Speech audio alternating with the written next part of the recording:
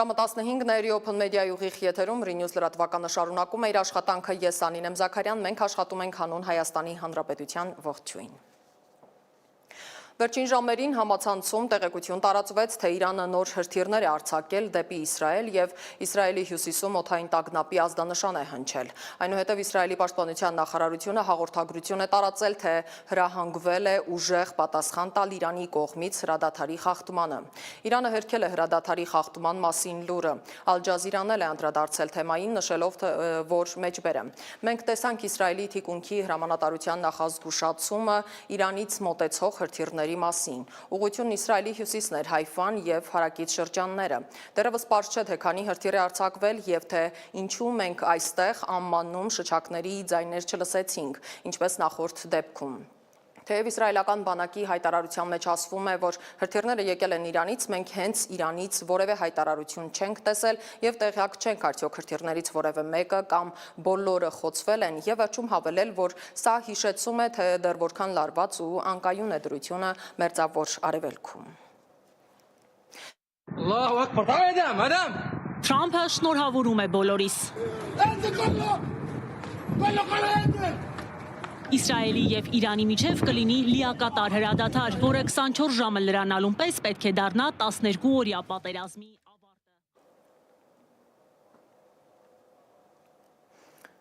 Ձեր ներողամտությունն ենք հայցում տեխնիկական խնդիրների համար, շարունակենք թողարկումը։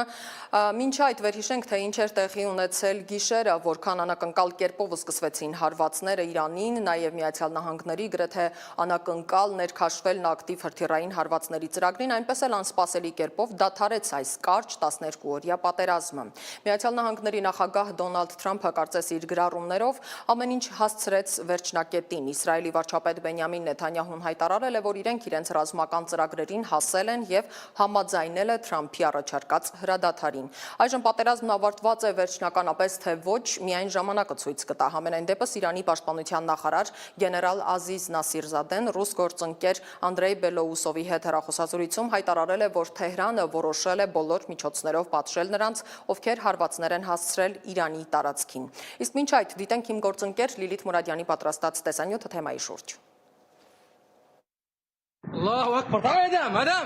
Թրամփը շնորհավորում է բոլորիս։ Իսրայելի և Իրանի միջև կլինի լիակատար հրադադար, որը 24 ժամը լրանալուն պես պետք է դառնա 12 օրյա պատերազմի ավարտը։ ԱՄՆ նախագահը, որ գիշերվանից X-ի ամենաակտիվ օգտատերն է, խնդրում է չխախտել հրադադարը։ Հուսով եմ այլևս ատելություն չի լինի։ Ուզում եմ շնորհակալություն հայտնել Իրանին մեզ նախապես զգուշացնելու համար, որպեսզի զոհեր կամ վիրավորներ չլինեն։ Հնարավոր է Իրանը հիմա կարողանա շարժվել դեպի խաղաղություն և ես ոգևորությամբ կխրախուսեմ Իսրայելին անել նույնը։ Թրամփը շնորհակալություն է հայտնում Իրանին, որ նախապես զգուշացրել էր հարվածելու է Քաթարում ԱՄՆ ռազմաբազային։ Իդեպ հետաքրքիր է, որ Իրանի արձակած հրթիռների թիվը համապատասխանում է այն ռումբերի թվին, որոնք Միացյալ Նահանգներն էր նետել Իրանի վրա։ Մինչ Թրամփը գովաբանում է իր հրադադարի գործարքը, լուրեր են ստացվում Իրանի և Իսրայելի կողմից նոր հարվածների մասին։ Իրանը հարվածել է Բեերշեբայի բազմահարկ շենքին, զոհերի ու վիրավորների թիվն անընդհատ թարմացվում է։ Արտգործնախարար Արախչին գրել է, որ ռազմական գործողություններն Իսրայելի ագրեսիան պատժելու համար շարունակվել են մինչև վերջին րոպեն, առավոտյան ժամը 4-ը։ Այնուամենայնիվ, եթե Իսրայելը դադարեցնի իր անօրինական ագրեսիան Իրանի ժողովրդի դեմ ոչ ուշ, քան Թեհրանի ժամանակով ժամը 4-ը, մենք մտադրություն չունենք շարունակել մեր պատասխանը դրանից հետո։ Հեղափոխության պահապանների կորպուսի հրամանատար գեներալը հայտարարել է, որ Իրանը ավելի ջախջախիչ պատասխան կտա Միացյալ Նահանգներին, եթե Վաշինգտոնը կրկին հարձակվի Իրանի վրա։ Մենք զգուշացնում ենք հիմար ամերիկացի նախագահին, եթե նա կրկնի իր ագրեսիան Իրանի դեմ, կստանա ավելի ջախջախիչ և ցավալի պատասխան, որը դաս կլինի պատմության համար։ Իրանի երեկվա հարվածներից հետո դեպի Դուբայ և Դոհա մեկնող առնվազն 26 թռիչք վայրեջք է կատարել այլ օդանավակայանում, իսկ այսօր Բահրեյնը և Քուվեյթը բացել են իրենց օդային տարածքը։ Վաղ առավոտյան էլ հայտնի դարձավ, որ նաև Իսրայելն է բացել իր օդային տարածքը թռիչքների համար։ Լիլիթ Մուրադյան, Open Media։ Իսլամական Հանրապետության անվտանգության խորհուրդը, ինչպես տեղեկացնում է Al Jazeera հեռուստաընկերությունը, հայտարարել է, թե Իրանը հաղթել է եւ ստիպել Իսրայելին դադարեցնել հարձակումները իր տարածքի վրա։ Մեջբերեմ մենք ստիպել ենք թշնամուն զղջալ, ընդունել պարտությունը եւ միակողմանիորեն դադարեցնել ագրեսիան։ Մեր զինված ուժերը պատրաստ են վճռական եւ ցավոտ պատասխան տալ թշնամու ցանկացած ագրեսիվ գործողության, նշվում է հայտարարության մեջ։ Բացի դրանից անվտանգության խորհուրդը հստակեցրել է, որ Իրանի զինված ուժերը շարունակում են մնալ բարձր պատրաստվածության վիճակում, իսկ երկրի ղեկավարությունը չի վստահում թշնամու հայտարարություններին։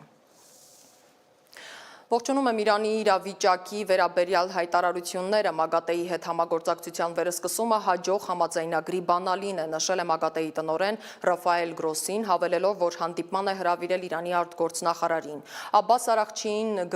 գրել եմ, ընդգծելով, որ այս քայլը կարող է հանգեցնել միջուկային ծրագրի շուրջ երկարատև վեճի դիվանագիտական լուծմանը եւ առաջարկել եմ հանդիպել, մանրամասնել է Գրոսին։ Հիշեցնենք, որ Իրանի խորհրդարանի ազգային անվտանգության կոմիտեն հաստատել է Մերձավոր Արևելքում իրավիճակի սրումից հետո միջազգային ատոմային էներգիայի գործակալության հետ համագործակցությունը կասեցնելու ծրագիրը։ Օրինագծի դրույթները պարտավորեցնում են կասեցնել գործակցությունը միջազգային միջուկային կարգավորողի հետ։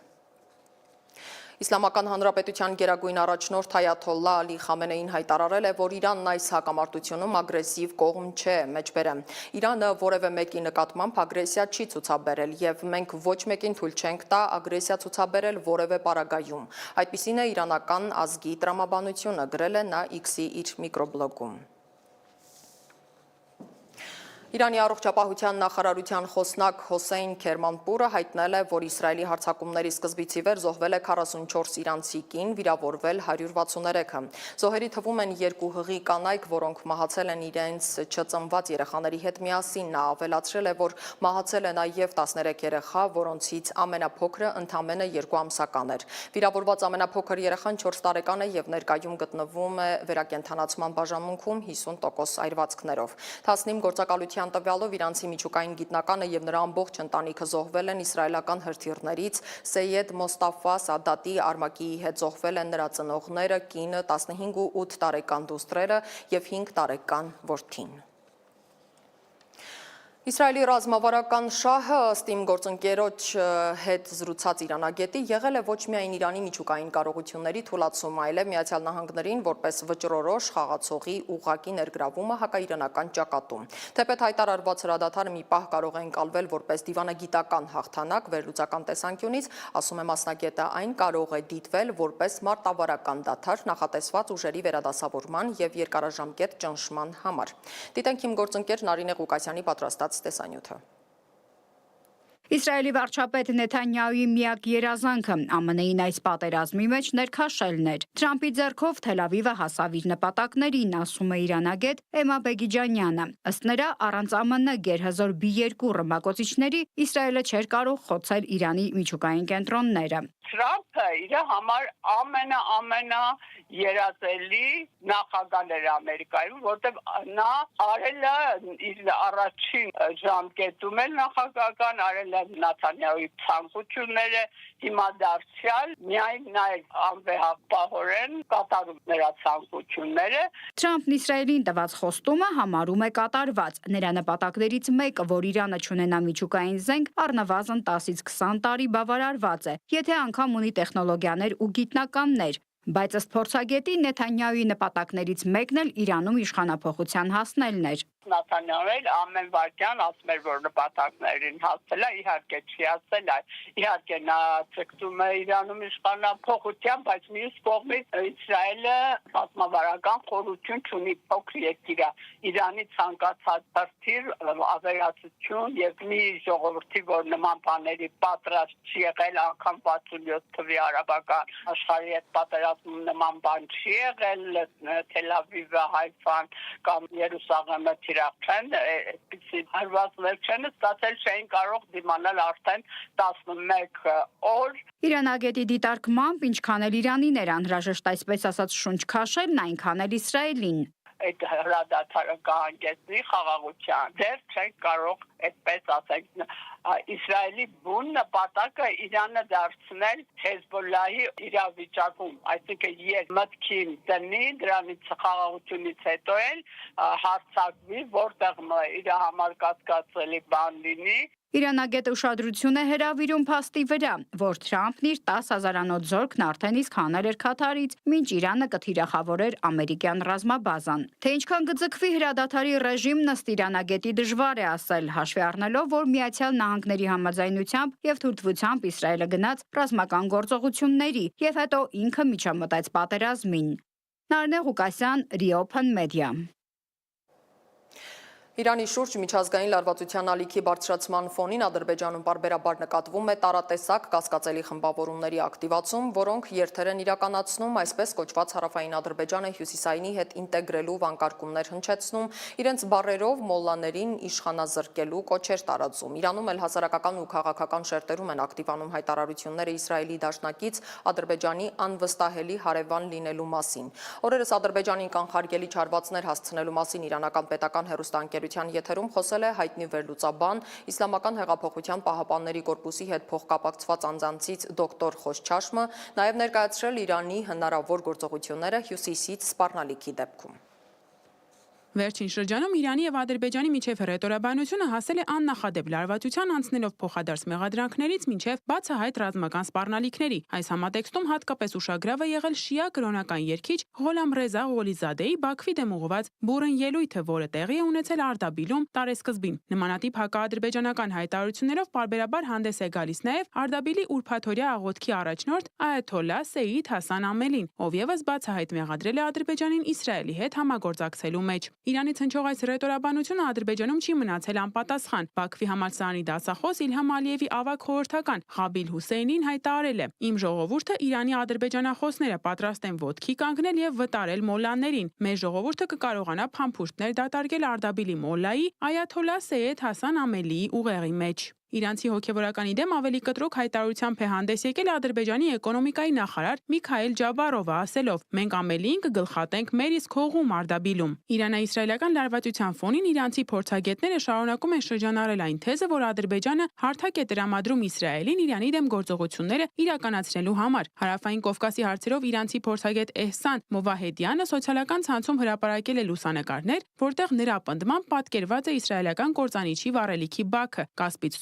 ծովում Ռամսարի ափին։ Մովահեդյանը նշել է. «Իսրայելը երկրի արևմուտքում չէ, ուրեմն ինչ է անում այն հյուսիսում։ Այս մասին պետք է հարցնել Բաքվին, քանի որ այն տարածաշրջանում սիոնիստական ռեժիմի երկրորդ ճյուղն է։ Ռեժիմի խնդիրը լուծելուց հետո պետք է լուծվի նաև Բաքվի չարիքը», ասել է նա։ Իրանական պետական հեռուստաընկերություններից մեկի եթերում հայտնի վերլուծաբան Իսլամական հեղափոխության պահապանների կորպուսի հետ փոխկապակցված անձանցից դոկտոր Խոշչամշը ներկայացրել է Իրանի հնարավոր գործողությունները ստեղծված իրավիճակում։ Ըստ նրա, Իրանը դիտարկում է Ադրբեջանի տարածքին հարվածելու հնարավորությունը երկու հիմնական նպատակով՝ փակել իսրայելական կործանիչների վառելիքային սնուցման աղբյուրը, քանի որ դրանք ըստ նրա լիցքավորվում են Ադրբեջանում, կանխարգելել Սյունիքի տարածքում հնարավոր գործողությունները, որոնց նպատակը Իրանի համար կենսական հյուսիս-հարավ երթուղու փակում է։ Հարավային Կովկասի հարցերով իրանցի փորձագետ Էհսան Մովահեդյանը եւս մեկ անգամ ընդգծել է Իրանի դժգոհությունը Ալիևի վարչակազմի Իրանի դեմ թշնամական քաղաքականություն վարելու վերաբերյալ։ Նա նշում է, որ Իրանի ռազմական հարվածը սիոնիստական ռեժիմի կողմից օգտագործվող ադրբեջանական բազաներին, մասնավորապես Սիթալ-Չայի, Բաքվի, Զանգելանի եւ Լաչինի շրջաններում կսահմանափակի այդ ռեժիմի հնարավորությունները։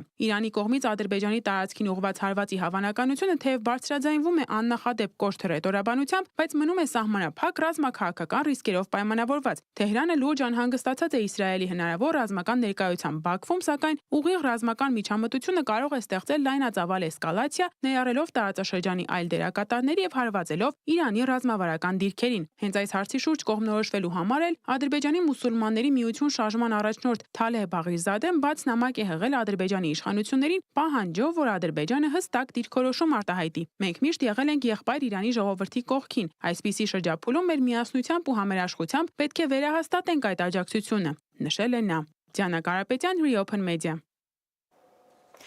Ռուս-ուկրաինական հակամարտությանն անդրադառնանք Ուկրաինայի Սումիի մարզում ռուսական անօդաչու թռչող սարքերի հարվածների հետևանքով զոհվել է 3 մարդ, այդ թվում 1 երեխա, վիրավորվել է 6-ը, նրանցից 3 երեխա վնասվել է մոտ 30 տուն և 4 մեքենա, հաղորդում է Ուկրաինսկա Պրավդան, հղումանելով Սումիի մարզի ոստիկանությանը։ Նշվում է, որ տեղական ժամանակով մոտավորապես կեսգիշերին ռուսական զորքերը հարվածային անօդաչու թռչող սարքերով զանգվածային հարձակում են իրականացրել Սումիի շրջանի գյուղերից մեկի վրա։ Մեծածավալ հրդեհ է բռնկվել, հակաօդային պաշտպանությունը գիշերվա ընթացքում խոցել է 20 ուկրաինական անօդաչու թռչող սարք, 14-ը Կուրսկի մարզում, 2-ը Մոսկվայի մարզում, հայտնում է պաշտպանության նախարարությունը։ Դրոններից մեկը խոցվել է Մոսկվայի մարզի Կրասնոգորսկ քաղաքի բնակելի շենքի հենց վերևում, հրդեհ է բռնկվել 17-րդ հարկում, վնասվածք ստացածներից մեկը հղի կին է։ Շենքից տարհանվել է 100 մարդ, այդ թվում 30 երեխա։ Մոսկվայի քաղաքապետ Սերգեյ Սոբյանինն էլ գիշերը ժամը 2-ի սահմանում հայտնել է մայրաքաղաքի ուղղությամբ թռչող 2 անօդաչու թռչող սարքերի խոցման մասին։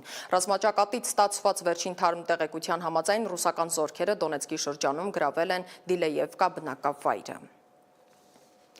Իսկ Ուկրաինայի նախագահ Զելենսկին և Մեծ Բրիտանիայի վարչապետ Սթարմերը բանակցություններից հետո հայտարարել են, որ Կիևն ու Լոնդոնը համաձայնության են եկել հեռահար անօդաչու թռչող սարքերի և որսացող դրոնների համատեղ արտադրության վերաբերյալ։ Զելենսկին հավելել է, որ Կիևը Լոնդոնից ստացել է Ուկրաինայի հոպի ամրապնդման խոստում։ Վարչապետ Փաշինյանն այսօր Facebook-ում մի քանի գրառում է արել, մեջբերեմ առաջինը։ Մի մարդ հազարամյակներ առաջ ասել է, ես գիտեմ, որ ոչինչ չգիտեմ, այս արտահայտությունն արդեն հազարամյակներ փոթորկում է մտածող մարդկանց միտքը։ Բայց հիմա ոմանք ծաղրում են կրթվելուն, ավելին իմանալուն, կատարելագործվելուն ուղղված շարժումը։ Այդ ոմանց բացի տխմարից ուրիշ ինչ անվանես, մեջբերման ավարտը։ Հիշեցնենք, որ առաջին տիկին Աննա Հակոբյանը 2025 թվականը հայտարարել է կրթվելու տարի, կրթվելը նորաձև է Արշավի շրջանակում, նաև վարչապետն այցելում են տարբեր մարզեր, հանդիպում տեղացիների հետ և այս ամենն արվում է պետական բյուջեի միջոցներով։ Մեկ ժամ առաջ էլ մի նոր գրառում է արել Փաշինյանը, լսենք։ Կտրիչ Ներսիսյանի խոսնակը հրապարակում է արել, թե ես իբր թել պատված եմ։ Պատրաստ եմ ընդունել Կտրիչ Ներսիսյանին ու իր խոսնակին եւ ապացուցել հակառակը։ Իսկ ինքը թողի վերջո պատասխանի հարցին. կուսակրոնության ուխտը խախտել է թե ոչ, զավակ ունի թե ոչ։ Էլեկտրոցանցերի թեմայով Հայաստանի էլեկտրական ցանցեր փակbaşնետիրական ընկերության պետականացման պլանը պատրաստ է, շատ շուտով կմտնենք գործնական փուլ, գրել է Փաշինյանը եւ հավելել, պրոցեսները տեղի կունենան Հայաստանի Հանրապետության օրենսդրությանը համապատասխան։ Իսկ Փաշինյանի նախկին թիմակից, այժմ նախկին ԿՊ-ական երկու падգամավորների Հովիկ Աղազարյանի ու Հակոբ Հասլանյանի առաջադրած վարչապետի թեկնածու Էդմոն Մարուքյանը հակադարձել է, մեջբերում է։ Վստահեցնում եմ, հնարավոր չէ առանց Հայաստանի սահմանադրությունը ոտնահարելու հեծը խլել, մեջբերման ավարտը։ Հեծի սեփականատեր հայ գործարար ու բարերար Սամվել Կարապետյանի 5-րդ նամակը կալանավայրից կամ մաս 5-րդ։ Մեջբերեմ, ինչ հաջողվեց ներկա իշխանություններին, քաղաքական դաշտը վերածվեց կրկեսի։ Ազգային ժողովը վերածվեց ձեռնամարտի մի մեծ ռինգի, չդիմանալով օբյեկտիվ քննադատություններին, հատկապես այնպիսի ուժեղ կին քաղաքական գործիչների հնչեցրած, ինչպիսիք են օրինակ Աննա Գրիգորյանը, Քրիստինե Վարդանյանը, Ագնես Ախամոյանը, Աննա Մկրտչյանը, Թագուհի Թովմասյանը եւ այլք, փոքրիկ խմբակը չունենալով ոչ մի պատասխան, ժամանակ առ ժամանակ նետվում է ձեռնամարտի կանանց պաշտպանող քաղաքական գործիչների հետ։ Ուզում եմ պարզաբանել, թե ինչը կամ ովքեր են այդ փոքրիկ խմբակը։ ԿՊ-ի այն անդաստիարակ հարգանք չունեցող թևն է, որը նվազագույն ակնարկից պատրաստ է հոշոտել երկրի բոլոր արժեքները, նսեմացնել բոլոր սրբությունները։ Վստահ եմ, որ այդ խմբակի մեջ էլ կան պարկեշտ անձնավորություններ, որոնց համար եւս այս ամենը մեղմ ասած զզվելի տհաճ է։ Նրանց խորհուրդ եմ տալիս չվախենալ, չմոռանալ պարզ մարդկային արժեքները, չդառնալ հայ ազգի նզովյալները, շատ բան պետք չէ, պետք է փորձել առերեսվել մեր ժողովրդի հետ, ժողովրդի առջև արտաբերել ես հայ եմ բառերը։ Շուտով մենք միասին ներքին համերաշխություն ենք ունենալու, պայքարելու ենք, շարունակելի։ Մեջբերման ավարտը։ Հավելեմ, որ քրեակատարողական հիմնարկի մամուլի խոսնակ Նոնա Նավիկյանն Սպուտնիկ Արմենիային հայտնել է, որ Սամվել Կարապետյանին տեղափոխել են ԱԱԾ շենքում գտնվող Երևան կենտրոն քրեակատարողական հիմնարկ։ Քաղաքացիական պայմանագիր խմբակցության ներկայացուցիչ Արմեն Գալջյանն արձակուրդից առաջ Երևանի ավականու ամփոփիչ նիստում ներկայացրել է մանկապարտեզների եւ այլ համայնքային գույքի օտարման գործով քննող հանձնախումբ ստեղծելու նախագիծը։ Նպատակն ըստ հեղինակների հանրությանն իրազեկելն է, թե ում պատճառով են երեխաները զրկվել մանկապարտեզ հաճախելու իրավունքից։ Մայր Հայաստան խմբակցությունից նախագիծը որակել են պոպուլիստական ու համարել, որ այն իշխանական ուժերի նախընտրական քարոզարշավի մի մասն է։ Իսկ քաղաքապետը մանկապարտեզների հերթերին վերաբերող հարցին պատասխանելու փոխարեն խորհուրդ է տվել կարդալ ավականու նիստերի կանոնագիրքը։ Հիմա ինձ ասեք, տեսնենք որն է ճիշտ, ձեր թիմակիցներից ո՞ր մեկն է ճիշտ ասում, հերթեր չկան մանկապարտեզներում, թե հերթեր կան ուղղակի քիչ են։ Եվ եթե թվերին տիրապետում եք, թվերով ասեք։ Պարոն Դանելյան, հարցերը այս փուլում ինձ են ուղում։ Եթե այդքան հետաքրքրված եք այդ հարցերով, պետք չէ մերժել այս հանձնաժողովի աշխատանքներին մասնակցելը։ Իսկ եթե ամեն դեպքում հետաքրքիր է, կարող եք գրավոր ուղարկել, ձեզ կպատասխանեմ։ Ուրեմն հարցը ես եմ ուղում ու ես շեշտեցի ում եմ ուղում, ձեզ չէի ուղում, այո, ուղում եմ պարոն Ավինյանին։ Ինչ-որ խնդիր կա պարոն Ավինյանի կողմից չպատասխանելու։ Ես էլ այստեղ կանգնած եմ եւ ասում եմ, այս փուլում հարցը պետք է ինձ ուղեք, այլ ֆորմատներ կան քաղաքապետին հարցը։ Դե ուրեմն այս պարագայում պատասխանեք Տիգրան Ավինյանի փոխարեն։ Ուրեմն պարոն Դանելյան, հարգելի գործընկերներ, խնդրում եմ այդ կանոնակարգը բացեք, կարդացեք։ Խնդրում եմ, ուղղակի խնդրում եմ, ավականու նիստերի կանոնակարգը բացեք եւ կարդացեք։ Եվ թողարկման վերջին հատվածում ցավալի մեկ լուր երկրային կյանքից հեռացել է Հայաստանի ժողովրդական արտիստ Գուժ Մանուկյանը 88 տարեկանում։ Դերասանը տևական ժամանակ հիվանդության պատճառով բեմ չի բարձրացել։ Արտիստը ծնվել է Գյումրիում, ավարտել Երևանի Պետական Գեղարվեստաթատերական ինստիտուտի դերասանական ֆակուլտետը, դերասանական կարիերան սկսել է Կապանի դրամատիկական թատրոնում, այնուհետև շարունակել Երևանի Պատանի հանդիսատեսի, ապա Հրաչյա Ղափլանյանի անվան դրամատիկական թատրոնում։ Գուժ Մանուկյանը հայտնի է իր բազմաբնույթ կատարումներով, ինչպես թատրոնում, այնպես էլ կինոյում։ Վարչապետի որոշմամբ ստեղծվել է Գուժ Մանուկյանի հուղարկավորության կազմակերպման հանձնաժողով։ Հրաժեշտից առաջ էլ առաջարկում եմ դիտել իմ գործընկեր Դավիթ Կենջոյանի զրույցը Հայաստանում Իրանի Իսլամական Հանրապետության դեսպանության մշակույթի կենտրոնի տնօրեն Մոհամմադ Ասադի Մովահեդի հետ։ Զրույցը Իսրայել-Իրան հակամարտության հետևանքների, Հայաստանի հետ հարաբերությունների եւ սպասվող մշակութային ծրագրերի շուրջ են։ Մեր հաջորդ թողարկումը ժամը 18-ին է։ Իսկ ես Անի Զաքարյանն եմ, հիշեցնեմ, որ մենք աշխատում ենք հանուն Հայաստանի Հանրապետության, կհանդիպենք։ Իսրայել-Իրան հակամարտության հետևանքների, Հայաստանի հետ հարաբերությունների եւ սպասվող մշակութային ծրագրերի շուրջ զրուցել ենք Հայաստանի Հանրապետությունում Իրանի Իսլամական Հանրապետության դեսպանության մշակույթի կենտրոնի տնօրեն Մոհամմադ Ասադի Մովահեդի հետ։ Բենամի Խոդավանդ մոթալ Հանուն Աստծո ողջունում եմ ձեզ, շնորհակալություն, որ այսօր եկել եք Հայաստանի Հանրապետությունում Իրանի մշակույթի կենտրոն եւ ինչպես գիտեք ուրբաթ օրը սկսվեց Իսրայելի կողմից ցանցազերծված այս աղետալի պատերազմը, որը իրականում պատերազմ է մի քաղաքակրթության դեմ։ Իրանը, ինչպես գիտեք, հազարամյակների պատմություն ունեցող քաղաքակրթություն է եւ այսպիսով Իսրայելը թիրախավորում է քաղաքակրթություն, այսինքն սա պատերազմ է քաղաքակրթության դեմ։ Եթե նայեք պատմությանը եւ ուսումնասիրեք պատմությունը, կտեսնեք, որ երբևէ չի եղել այնպիսի պատմական շրջան, երբ Իրանը հարձակվի մեկ այլ երկրի եւ մեկ այլ ժողովրդի վրա։ Այն հայտարարությունը, որ Ամերիկան կապված Հայաստանում Իրանի Իսլամական Հանրապետության ներկայացությունների հետ եւ հատկապես Կապույտ մզկիթ այցելելու հետ բոլորովին անհիմն է։ Կապույտ մզկիթը այսօր էլ շարունակում է իր մշակութային եւ արվեստի հետ կապված գործունեությունը, հանդիսանալով խոշոր մշակութային կենտրոն։ Կապույտ մզկիթը կշարունակի լինի անվտանգ վայր, ինչպիսին եւ Հայաստանի Հանրապետությունն է։ Հայաստանի Հանրապետությունը աչքի է ընկնում իր անվտանգությամբ, խաղաղությամբ, սիրով, բարեկամությամբ եւ այս առումով այն խորհրդանշում է նաեւ իրանահայկական մշակութային կապը, որը քաղաքական բնույթ ունի, այսինքն ընդգծվում է, որ Հայաստանը քաղաքակիրթ եւ մշակութասեր երկիր է։ Այս հայտարարությունը, որը հնչեցվել է Ամերիկայի եւ ամերիկյան դեսպանատան կողմից, պատճառ է դարձել, որ մարդիկ ել ավելի իրենց ուշադրությունը կենտրոնացնեն Կապույտ մզկիթի վրա եւ այդպիսով մարդկանց ցանկությունը այցելելու այդ մշակութային կենտրոն ավելանա։ Վստահեցնում ենք, որ բոլոր մշակութային կենտրոնները, որոնք կապված են Իրանի Իսլամական Հանրապետության հետ, անվտանգ վայրեր են, աչքի են ընկնում իրենց անվտանգությամբ, եւ դա նրանք են, որ այդ վտանգն են սերմանում եւ այդ վտանգն են քարոզում։ Այն ագրեսոր երկրները, որոնք դեմ են դուրս եկել մշակույթին